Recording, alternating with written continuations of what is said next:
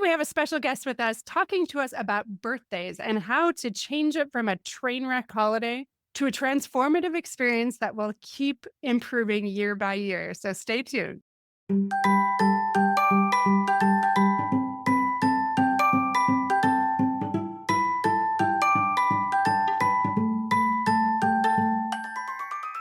Hey parents, welcome to Fulfillment Therapy. Do you want to raise your kids better and have a stronger marriage? Are you up late at night researching marriage and parenting tools and self-care tips? Do you start each day hoping for deeper connections and less chaos, but it ends with family arguments and going 12 different directions again? My name's Kendra, wife, mom, therapist, and growth enthusiast. It wasn't until I discovered how to fulfill my unmet needs that I was finally able to show up as my best self as a spouse and parent. I realized that by meeting my needs, I could more fully meet the needs of my family with more energy and less resentment. In this podcast, I teach parents skills like boundary setting, prioritizing personal needs, communication, and claiming ownership. Just like my clients, you'll be shocked by the improvement in your marriage, parenting, and personal life when you focus on fulfilling your important unmet needs. Ready to prioritize yourself so you can quit mentally throat punching people? Then grab those earbuds and head outside, and let's walk and talk.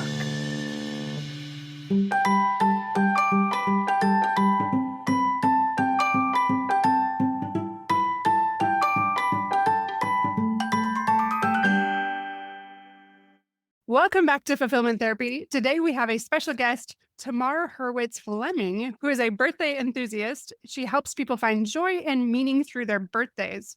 Her personal experience inspired her award-winning book, How to Have a Happy Birthday, which explores birthday significance and self-celebration strategies. And in January of 2025, she released a workbook along with that guides readers into transforming their birthday experience. Super excited to have you on the show today. Thank you for coming. Thanks, Kendra. I'm excited to talk to you about birthdays. Yeah, I was very curious when I read your bio, looking through your different things, and I was like, I have not had somebody talk to me about this before or even explored it before, but I feel like I could learn a lot from this. So I'm excited to have you on and learn from you. It's going to be great. Will you give us a quick background, how you got into this space or anything about you? Yeah, I'm an artist. I'm an astrologer. I'm an author. I've had a full career doing other things, but birthdays are something that we all have in common. And it's certainly something I've been paying attention to since I was 18. There's so much power when we celebrate our birthdays with intention and with planning. And there's so much self-love that we can tap into when we celebrate our birthdays fully that I realized, you know what? This is something I want to do. I want to write a book about how to have a happy birthday. And I started looking around. There are no books about this topic out there, and certainly not to the depth that I go to, because I really explore all the different ways that birthdays matter, ways that we sabotage our birthday joy, and then what we can do to plan for and have a happy birthday. So I'm really satisfied that this book is out there and that it's helping people. It's already been helping people have happier birthdays. When I was thinking about this interview, I was like, oh, I could have really used this a long time ago. Like even in our early marriage, my husband has never cared about celebrations, very little anyway. And I love them. So it's been interesting navigating that and finding a way to make it joyful and meaningful, even if it isn't to other people. And just taking that initiative and, like you said, talking about self-love that we can tap into by doing that proactively. I'd love to hear some ways to do that, but I'm jumping the gun a little bit here. You've experienced a range of birthdays growing up. Can you share a story about a particularly challenging birthday and maybe how it shaped your perspective on the importance of that day? Yes, probably the worst birthday I ever had was when I turned 18. It was my first year away from home. I'm the baby of the family. There's 4 of us kids, my parents, and my first year away from home was turning 18. I was in college. And this was back in the early 80s before we had cell phones and all that kind of thing. I was really excited to wake up and wait for the phone to ring. It was so my family could wish me a happy birthday. And I'd run home from breakfast. I ran home from class. The calls never came. My family completely forgot about me. And it was devastating because it was the only thing I was looking forward to. I hadn't planned anything. I was just looking for the love. I was looking for the, we love you, happy birthday. Here's our energy that we're giving you today. And it didn't come. And it was really tough. And 2 years later, I was living in France. It was my junior year abroad. And I woke up, it was my birthday. I still hadn't planned anything, but I realized, oh, I'm alone here. Like I'm on the other side of the ocean. This is me time now. So it's up to me to have a good day. And I ended up having the best birthday of my life when I turned 20 because I realized, oh, this is up. I took the day off classes. I walked through town. I bought myself a birthday gift. I had friends over later for cake. And that's when I realized the difference between the two birthdays, just 2 years apart. One was being passive and waiting for other people to give me the energy that I needed and wanted, and I didn't get. And then the other birthday was all about me taking charge, me putting myself into the center of my day and creating the joy, creating the fun, celebrating myself, buying myself a gift. And that taught me something very powerful, that if you're going to have a happy birthday, so much of it depends on you being empowered to create what you want, to ask for what you want, and to show up for what you want.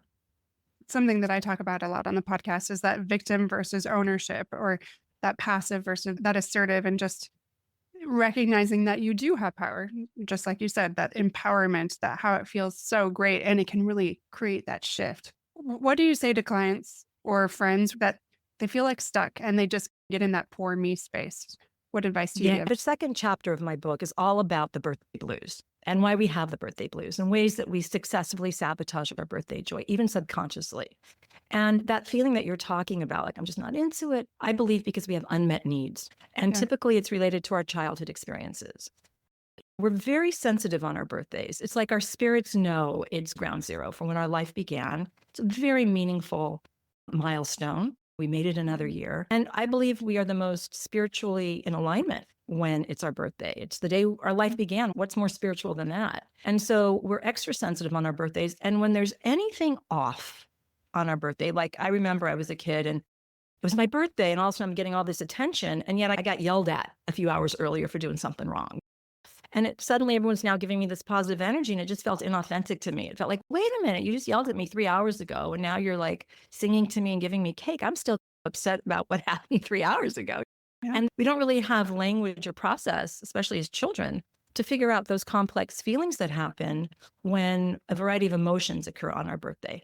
And so sometimes we might feel like, oh, now you're giving me all this attention that I don't really want, or it doesn't feel authentic, or it's not enough, or whatever those unmet needs are, and we internalize them. And then as we get older, no one hands a baton when we leave the house and say, okay, we celebrated your birthdays during your childhood. Now it's your turn. And here's how you do it. Go forth and celebrate. No one really says that to us. It's up to us to figure it out. And often we don't.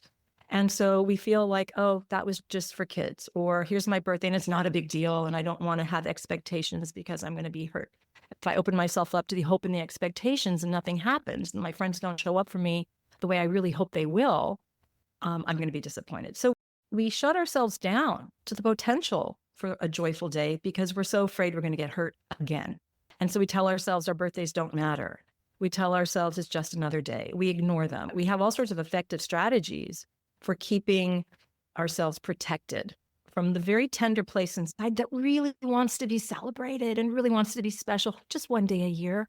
It's just one day a year. And you know what? We all get one day a year. That's what I love about birthdays. It's an equal opportunity provider.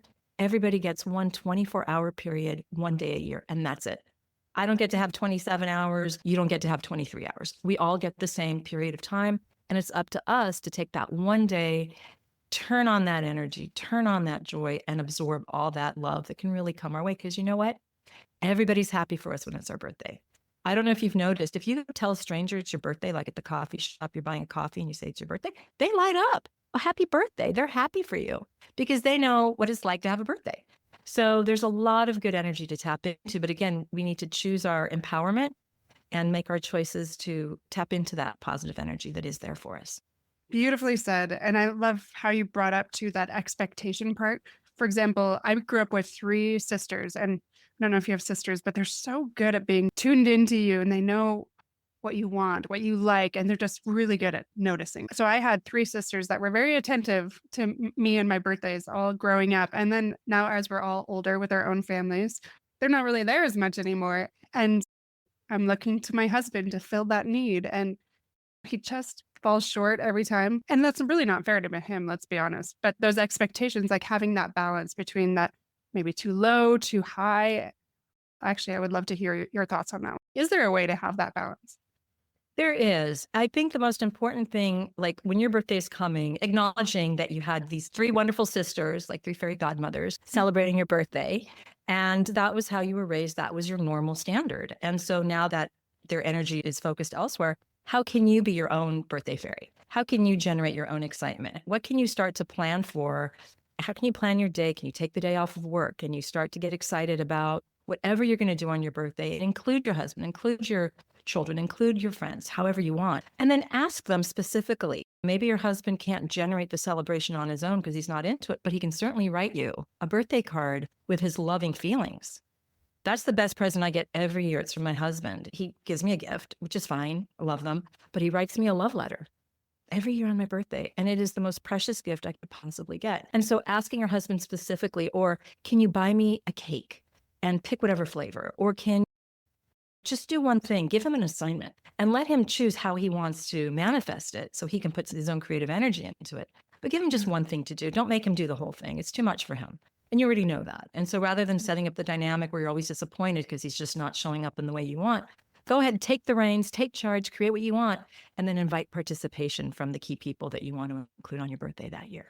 That's beautiful advice. And I've found over the years too, that assertiveness, not being passive. And I thought that I was being assertive, but I realized it was not specific enough. So I really like birthdays. I know you don't. I would like this and this, not like gifts necessarily even, but a nice dinner or something. This year, I know what she likes, but we're too busy. So I'll do it in a couple of days. My soul was crushed. I was like, but I talked to him. You know what I mean? Just Yeah. getting very specific on the birthday, or talk to me about it first. Yeah, that sounds heartbreaking to me actually, because you were vocalizing, you were asking for what you needed. Birthdays are so personal and important to you that it would be painful to me if my husband didn't quite show up the way I'd asked him to. Have you talked to your husband about why he doesn't like? Does he like his birthday? It doesn't sound like he does. Yeah, it's not like this negative thing. It's just like a take it or leave it, like food. I love food. And he's like, Sure. take it or leave it. You know, just no Sure. feelings about it. Sure. Okay. Just keep trying every year. Just say, okay, I really need this to happen on my birthday. Let's start planning a month in advance. Let's start Mhm. talking about ideas. Give a long runway. One of the things is that if, in the same way that we won't wake up on Thanksgiving morning and say, okay, what's for dinner and who's coming over? You plan for Thanksgiving. You plan what you're going to make. You plan who comes over. It's the same thing for a birthday. Treat it Yeah. like a major holiday. Start planning well in advance and be very clear about what you want and ask. And if it still doesn't happen, pick up the pieces and march forth on your own. Right. Keep your joy flowing because it's your Mhm. day. And nobody cares about your birthday more than you. And that's a good Absolutely. thing. That's Yeah. how it should be. Nobody should care more about your birthday than you. Another quick example. One of my closest friends, our birthdays are close. So she did a giant celebration, especially of women. Everybody got to climb, and then they went to a Thai restaurant, and just like all these little things that she had planned throughout the day, whether or not her husband wanted to or whatever. I don't know. But I love that. And I have since then done that, but recognizing, yeah, you can take it into your own hands. So I think that's beautiful that you learned to do that. Especially, I think about your 18-year-old birthday. Like you just feel, I don't know about you, but I felt pretty vulnerable my first year away from home and just needing that connection so badly. So Totally. able to change that 2 years later. Yeah. Mm, And I that's think it's because I was so far away from home that it was Mhm. like, you're really on your own here. Yeah. So yeah, and I'm grateful. I'm grateful that my family forgot to call me on my 18th birthday because I write about it right off the bat in the first Mhm. chapter of my book, but it also gave me the catalyst to see the pain that we feel on our birthdays and then understand the healing and the joy we can also feel on our birthdays. And that's Yeah. really what my book's about. You talk about birthdays as a personal new year to help improve our mental health and overall well being. Can you expand on that a little bit? Yeah. And as I mentioned earlier, I think that if people are feeling, anybody listening right now is feeling when their birthday starts to come, they start to feel the birthday anxiety and the birthday blues, and like they just want to go ahead and think deeper about why that might be. And you can't just ignore the reasons for that and move forward. You really need to understand the reasons for that. Often healing requires understanding of where the original wounds come from. And so if you can understand, is it your fear of aging? Right. And then we can talk about that and hopefully we will at some future point in this conversation. But is it the bad birthday memories you have from your childhood? Is it the disappointments? Is it that nobody called me when I turned 18? Whatever the issues are, pull them, dig them out, examine them, and understand where that comes from. Acknowledge them, and then put them aside and say, okay, let's go ahead and change the energy. Let's go ahead and try something new this year. And I want people to understand that if you are typically birthday avoidant, because I do believe there is a spectrum from birthday Mhm. positive to birthday avoidant. If you're somebody who's birthday avoidant, don't expect that your next birthday is going to be this amazing experience. Take one step to make your next birthday better than it's been, and then build from that. And I promise you that will put you into a positive trajectory so that Mhm. years from now, you might realize, oh my God, I get it. Birthdays are awesome and I'm so into them, and yay. Going back to your question, though, about identifying birthdays as a personal new year, they represent your personal new year. And so I think it's important to acknowledge that and ask yourself some big questions. Not what resolutions can I do this year? Go to the gym and whatever. But am I living the life I want to live? Am I fulfilling my potential? Is there anything significant I want to work on this year to make my life better? If so, what is it? And what actions can I take this year to move forward towards that direction? So it's not that, let's say you want to shift your career. You don't have to put the pressure on yourself to suddenly change jobs this coming year, but just even acknowledging, you know what, I'm not happy in this career, and my potential, the fulfillment that I should be feeling isn't there. Let me start to think about that. Use your birthday as that launching pad for you to ask those meaningful questions, because it's your life and it's under your control. And so use your birthday as a personal new year to investigate. Are you living the life you want to live? And if so, hooray, keep at it. And if not, what can you change in the coming year? I really enjoy that. Mine is in January, so it seems to be the Yeah. same. When's yours in January? January 16th. Oh, a week after mine. Mine's January 9th. Oh, so they really do coincide a little bit. You're They already do. in that mind frame. That makes total sense. I never really thought of it as this personal new year to ask yourself those really important questions. Like to me, it almost sounds like that personal audit and just thinking of your birthday as an opportunity to reflect. And it can be this celebration. And okay, like now I can focus for that next year on if I'm fulfilling my potential, how do I want to live? What are those things that I want to attract? Like all of that. That is so beautiful to think of it as something else instead of just, this is a day that maybe people are going to forget my birthday again and it's going to be a disappointment, even though I really want it to be fun, something like that. Exactly. Exactly. Grab the horns and push forth. Oh, yeah, that's wonderful. And then I love how you pointed out the difference between birthday positive versus birthday avoidant and how you can just focus on making it better. I don't know that I've specifically asked my husband, what is it that you don't like about it? Like he's the same way for Christmas. And I'm like, but these are magical holidays. I just want you to care a little bit about Christmas and my birthday. And then the rest we can just let go. It's had to be these regular conversations. And I know a lot of my clients feel the same way. Like it can be so discouraging and disappointing when something maybe was really magical at one point. Or I love how you also talked about explore why. Is there an unmet need? Again, I can't answer for other people here, but my dad died pretty tragically when I was a child. So maybe part of that is also like trying to get back some of the magic of my childhood. That's a hard thing to fulfill sometimes. Like my husband's, I just feel like no matter what, I'm going to fall short. So sometimes I don't even really want to try. Our husbands really want to make us happy. They do. When they make us happy, they just light up. And I just see that in my relationship. I see that in other relationships. And if they can't make us happy, they're so frustrated. And Yeah. so let's help them succeed. Just ask for the one thing your husband can do. Let him feel good that he succeeded at it, whatever that is. And you're going to have to figure that out, but I know you can. You've got Yeah. almost a year to figure it out. Something smaller. And then doing what my friend did. Okay, we're going to go rock climbing or we're going to go play pickleball. Something fun. Or you're in charge and just come along and be my playmate. What do you Mhm. both love to do together? Yeah. Let's do it together on my birthday. Yeah, that's true. Hot tubs, pickleball, Yeah. and food, all of those Yeah. things. Yeah. Yeah, that sounds beautiful. So I want to go a little bit more into that birthday positivity you talked about. What are some simple, heartfelt ways that listeners can cultivate a more positive attitude on their birthdays, especially if they have had those negative experiences that we talked about? This is a really important question. And again, people that have had a hard time with their birthdays, we're trying to make it better. We're not trying to make it the ultimate within 1 year. The first thing I recommend that everybody does is they take the day off work. that they really treat it like just in the same way that we get Christmas off and Yeah. Thanksgiving off. Let's take our birthday off. Plan well enough in advance. You know when your birthday is every year. So go ahead and take that day off. And even if you don't know what to do, take the day off so you can create the space to Yeah. fill the day with that which you love to do. Do you want to go to the spa? Do you want to go play pickleball? Do you want to go hiking? Do you want to have lunch with a friend? Do you want to bake a cake? Make the day your own.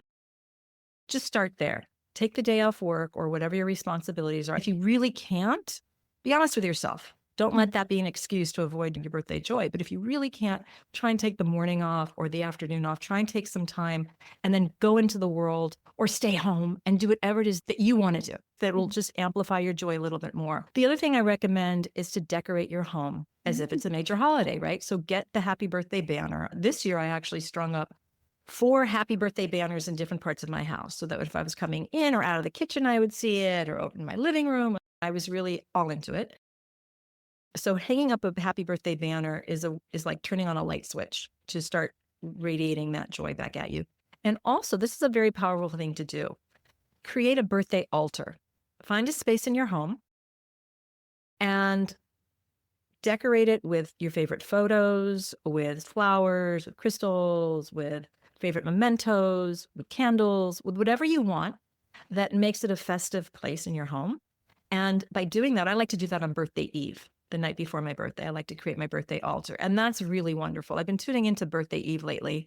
And it's almost like Christmas Eve. You know how the energy starts to build on Christmas Eve and then you have Christmas Day? It's the same thing with your birthday. Let birthday eve be this lovely, peaceful time before your birthday that you can build your birthday altar and start to build and feel that energy build, because there is an energy. It's like a wave of energy that comes when our birthday approaches us. And for some of us, we want to duck that wave or we feel like we're going to get smacked by that wave. And others, those of us that are birthday positive, see it coming and we get on our surfboard and we ride that wave of birthday energy through our birthday celebration. First of all, Tamar, I thought I was the one that coined Kendra's Eve. And I like to tell my family, like, extend that birthday. Oh, it's Kendra's Eve. And they just roll their eyes at me. Who really celebrates Kendra's Eve? I do. And I'm happy to hear that you do as well. But those 3 things, great ideas. I had not thought of them before. I honestly don't think I have taken off. I've wanted to, but I don't think I have. Decorate your home. I have not done that for myself, just my kids. And then also create a birthday altar on that night before. I'd even think for my children, they would love that. Something to like commemorate different birthdays or something to make you feel like special. Just it doesn't have to be overwhelming or anything like Not that. at all. Not at all. And have them get involved in it. And it's fun decorating activity and it's putting it together. And "Ooh, I want this and I want that." And then on the morning of my birthday, what I like to do is I like to spend a few minutes in front of my birthday altar and just get grounded, take some deep breaths and acknowledge my spirit, start my day spiritually. And that nourishes my spirit before I get swept away in the activities of the day. Yeah. That feels like a great way to work with the birthday altar on your birthday morning. Yeah. Such wonderful ideas. I've never heard them before. So thank you for sharing those. So birthdays often bring up, as we talked about, a lot of emotions, especially as we get older. So how can embracing and celebrating our birthdays maybe contribute to our personal growth or maybe even that self-acceptance that you were talking about? As women, let's just talk about aging. Mhm. And it's getting better, but aging is a 4-letter word in our Yeah. current culture in the United States of America as women. And I really challenge that. I defy that. How dare anybody define my worth and my power based on how old I am or am not? There's just this meta message out there that younger is better, youthful is more attractive, and do everything you can to stay that way. And if that's how you want to be, fine, totally fine, but acknowledge that it's coming from something that's not actually true. It's not coming from something that's actually true. And so to me, a lot of women I've been hearing that when they hit 40 or they hit 50, they don't want to celebrate their birthdays anymore. It's like, please don't remind me that I'm getting older, because they feel like they're becoming worth less than they were when they were younger. And again, I challenge that. I am 59. I just turned 59. 60 is coming. And I will admit 60 feels really big. And I don't have any problem getting older, but 60 still feels really big. And I just spoke with somebody the other day who's 73, and he said it was hard for him to turn 60. I said, well, why? I don't have a problem getting older. He said, because when you turn 60, you're no longer middle-aged. And I thought that was a really profound insight, because he was right.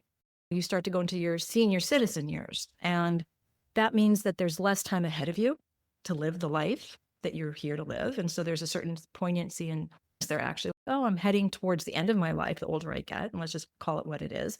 But I also use that as an energy to motivate me. Okay, Tamar, great. You're 59. There's less years ahead of you now than there were when you were 49. What more do you want to do?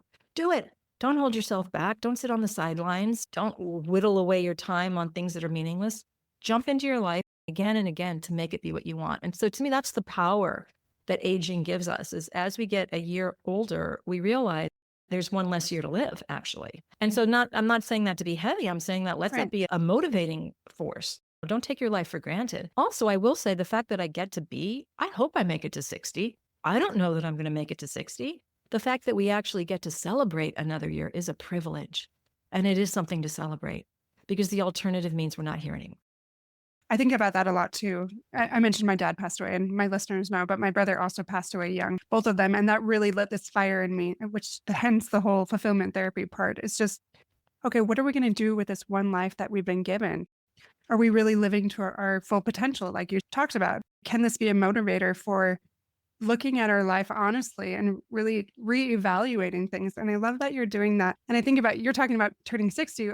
Not a couple of years ago, I turned 40. And I noticed how many people kept talking about my age when at 39, they never mentioned my age.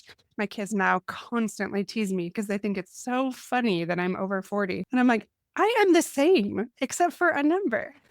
We are so obsessed with aging from 40 on, where I'm like, this is ridiculous. So I love that you are talking more about that and just change that culture. Yeah. Absolutely. And I'll tell you, life gets better. My experience with my own life is it gets better as I age. My 40s were so much better than my 30s, and my 50s were better than my 40s. So it's, yes, I am 42. And isn't that wonderful? Lucky me. And I love it. And I hope you make it to 42 and are as happy and fulfilled with your life as I am with mine. Yeah. Flip it as there's nothing to be ashamed of. And there's nothing to be teased about. It's like, where's this coming from? I actually need to tell you a story. I want to tell you a story because this is when it really hit me the hardest. I had a 25-year career as an environmental educator, and I would give assemblies and class presentations. And so one day I was giving an assembly at a school to third, fourth, and fifth graders, hundreds of kids. And I had to wait because the symphony was giving a show and tell before me. So there were 4 symphony players. Question and answer time. And like, how long have you been playing your instruments? So there was a man and 3 women, and the man said, oh, I've been playing the violin since I was 10 and I'm 49. So I've been playing for 39 years. And then the other woman said, oh, I've been playing the violin since I was 15. And I'm not telling you how old I am. She was probably in her 50s. The other woman said, oh, I played the violin since I was 13 and I'm 29. And she was probably in her 60s. And she said that joking, I'm 29. And then the last woman said, oh, I've been playing the flute since I was 10 and I'm 39. And she swallowed her words because she was young enough at 39 to not lie. 39 is still typically young, but she understood by that point that she needed to swallow her words and be ashamed of the fact that she was 39. Oh boy, I saw that. I said, what kind of message are we giving to these kids? The man gets to be 49, no problem. And these other women have to lie about it, not tell you about it, or be ashamed about it. Oh my goodness. No. So I got up there and I was talking about recycling and composting. And at some point I'm like, and students, I'm 37 years old. And one day when you're my age, people will be composting all across the nation. I just started implementing my age, and I did all the way up through 50. Every assembly I gave, I found a way to give my age publicly and shamelessly in front of those kids, just to role model something different. Because it is amazing how the culture gives women messages that we are not allowed to get older and we need to be ashamed of our age and we are less powerful as we age. I am so not in agreement with that. Oh, so happy that you share that message, especially as my business is growing so much more and getting out there more. You start to see how glamorized young ages are. And then you start to feel like you almost have this expiration date. The more wrinkles I get, am I going to be as marketable? All these things start to come into your head more that you're like, oh, shoot. But I don't hear that same message from my colleagues that are men as much. And I'm just like, oh, I would really like to change that. Yeah, I do too. And I love my wrinkles. I love my silver hair that's coming in. I'm not changing it. I reserve the right to change my mind at any point in my future. But as of now, this is the path I'm taking and I love it. And I like being a role model for younger women. I don't know. When I get a pair of leather shoes, they look so much better when they're wrinkled and worn in. I love the Ah, wrinkles. so beautiful. I'm grateful that you're speaking that beautiful message. So, just a couple more questions for you. Sure. You talked about how birthdays have spiritual power. Can you talk about an example of how someone used their birthday as this catalyst for maybe some meaningful change or increased fulfillment in their life? Yes. I recently came to know a woman who just turned 33. She never celebrated her birthday, but someone had Mm. given her a copy of my book and she was inspired and she decided when she turned 33, she was going to have friends over for a tea party. So she created that. She was excited. She planned it. And one of the things she wanted is she wanted her friends to go around in a circle and reflect back to her how they felt about her. And that experience was so moving to her because the reflections and the love that she got from everybody helped her get into alignment with what her soul was feeling. She's actually a successful commercial real estate. She started in her 20s, became very successful, but she's been feeling like she doesn't do that anymore. And after she had this birthday experience where she had all this powerful spiritual energy being reflected at her, she finally realized I need to sell my business and I need to pivot and become a therapist because that's where her soul and being of service was at. It was the birthday that was a catalyst. That experience of opening yourself up in that spiritual way and receiving the love from her friends in a deep way that they could reflect herself to her helped give her the courage and the clarity to say, okay, it's time to pivot. And so I'm happy to say she's now pivoting and becoming a therapist. And it's scary to sell a successful business and become a therapist, and you don't even know how that's going to work, but she's doing it anyway. And I love that story. And that absolutely came from her deciding finally to put herself in the center of her birthday and celebrate it with intention and meaning. That's a great story. I love how stories share so much more sometimes than just advice can do. And I think that's a beautiful one. It reminds me of one simple experience, not necessarily as huge, changing your career. But I remember there was one year where I was in that same dilemma of like, how can I make this special? I really want it to be a special day. And I don't do social media very much, but this one time I got on my birthday and there was, I think, probably near 100 messages that were very heartfelt and very kind. And I just like that energy, just it expanded so much. And I felt so loved, so appreciated. And I was just beaming. And I was like, that is incredible. The power of words or somebody taking that little moment. And it just, I thought about it honestly for years, just like how impactful something so small that so many people are doing, the ripples that can create. Now, contrast that to my sister that same year that talked about how she just felt like such a burden and she didn't want anyone to know about her birthday because it just felt like she didn't want to feel needy. And so instead she just hid. And I just felt like it was so sad. And that was the year that I decided I was like, I'm going to remember how everybody's excited. Like you talked about, everybody's excited to smile and they're excited for you. And to not feel like a burden, to choose, again, that empowerment and being assertive. I'm going to choose to do something that will make this day beautiful and recognize that it is a gift and I can make it what it is. So I'm still practicing, but really love how you shared that story and then remembering that story myself too. Am I going to be passive or am I going to be assertive in how I approach my birthday? That's right. And you just said a gift. And I want to emphasize that one thing you can do for your birthday is buy yourself your own birthday gift Yeah. because why not? Right. Yeah. And so it also helps train us to fulfill our own desires. Yeah. Instead of being passive, oh, someone gave me a gift and I didn't really like it or want it. Well, I'm going to buy myself a gift. And it's not like we can't buy ourselves what we want the rest of the year, but when you intentionally pick something special for your birthday, and for people that say, oh, I can't afford that, you can save 25 cents a day for the entire year. And believe me, you'll have plenty of money at the end of that year to buy yourself a birthday present. So it's a lovely gesture that again raises the energy. And I Yeah. hope that your sister realizes that people do want to celebrate her and that she's not needy at all, but that if Mhm. she takes charge of her birthday and lets herself feel her own joy, she'll magnetize a different kind of energy experience. Yeah. And because honestly, we've all been both, right? But I know a lot of listeners, they might either resonate with feeling like a burden or we might just really love it. Or you mentioned that Yeah. birthday positivity or that Birthday birthday avoidance. avoidance. Just have a happier birthday. My goal is to help people have a happier birthday from where they started. Mhm. Right. And so for all of you listeners who are like, I don't like my birthdays, try and have a happier birthday. Just put up a birthday banner, take the day off, go have fun. Just even if it's by yourself, even if you don't want to Mhm. tell anybody, just go celebrate yourself quietly, but let yourself. and let that be a step forward. And I think everybody will be amazed at how powerful and delightful birthdays can be when we open ourselves up, when we plan for them as if they're a major holiday, and when we take charge of our day to make it what we want it to be. Oh, absolutely. It's like that incremental growth that I talk a lot about. Like, it's not about perfecting it, acing it that first year, but about just leaning in and trying a little bit more each year. Very well said. Exactly. So, Exactly. my last question I have for you is, how have you created fulfillment in your life, especially since your birthday, or as you intentionally did what you talked about and made the personal new year and did that reflection? Looking back, like, how have you lived a life of greater fulfillment? My birthday was January 9th, so just under Mhm. 2 months ago. And I'm an artist.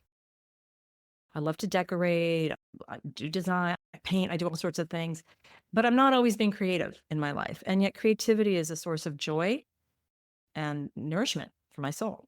So, on my birthday this year, I was making a birthday collage, which is something I do every year. I make a birthday collage. It's not a vision board, it's not a goal thing. It's just beautiful images I cut out from magazines, and I'll pick a word that I like to represent what I want. So, I was working on my birthday collage this year, and I thought, you know what? I like doing this so much. Why am I just doing it once a year? Let me bring this joy into more of my daily life throughout the year. So I started making more collages since my birthday in January. And that's something I'm committed to doing because it nourishes me and it's a relatively easy thing to do. And so just that alone has enhanced my life, just being more creative in a very simple but fun way. Yeah, that's a great little thing that we can do. It doesn't have to be, again, this life Yeah. changing huge thing, but these simple ways that we're leaning in. Yeah. And I got to say, Tamar, I'm really hoping that you'll do a follow up book, same type of things for Christmas. Just putting that out there and to hear your thoughts. Because I feel like that is the other, I talk to all my friends and we're on board with that. Like, those are the two holidays we just don't seem to like nail. Yeah. And there's also a lot of expectation around Mhm. things like Christmas and your birthday for sure. Yeah. And Yeah. everyone's got their different family traditions and how do they meld? And yeah, that's a whole nother thing. I will say though that the workbook that was published this year, the companion workbook to my book, can be used alone or in conjunction with the book, but it's a really good way. It's like a journal in a journal form that asks thoughtful questions that help people dive in and explore their issues around their feelings about getting older or why they might not like their birthday or what they can do. List your 3 favorite cake flavors, like to Yeah. start generating some ideas of what you can do on your birthday and how you can celebrate. For your listeners who are interested in learning more about how to have a happier birthday, Mhm. those, the book and the workbook are out there and easy to find on Amazon and everywhere Yeah, else. I will put all of your links and everything in the show notes, but they can find them on Amazon, or where else can they look for them? Noble, bookshop.org, wherever you can order it from your local bookshop, how to have a happy birthday. And my website is howtohaveahappybirthday.com. So Oh, you can love go it. there. Yeah. And you can learn more and figure all of that. So Wonderful. howtohaveahappybirthday.com. I'll have to check it out. And again, I will put that in the show notes for listeners that would like to learn more. But thank you so much, Tamar, for coming on the show and helping us with something in that, like you said, we all have birthdays. We are all trying to navigate this. And many of us maybe are hiding from it or just lost on how to improve it. So I appreciate a lot of your tips that I'd never thought before. And I feel like I can approach my birthday in a way that will probably be more successful. So thank you for those tips and Thank that you, insight. Kendra. Delighted that we could have this conversation and that it can inspire you and others to have a happier birthday because it's Yeah. possible for all of us. And when we start to have truly happy birthdays from the inside out, we realize that these are transformational days. It's a transformational holiday that can Yeah. really just uplift and nourish our spirit and fuel us for the coming year. Thank you for welcoming me today. I'm delighted to have been a part of this podcast, and I certainly hope you have a happy birthday next January 16th.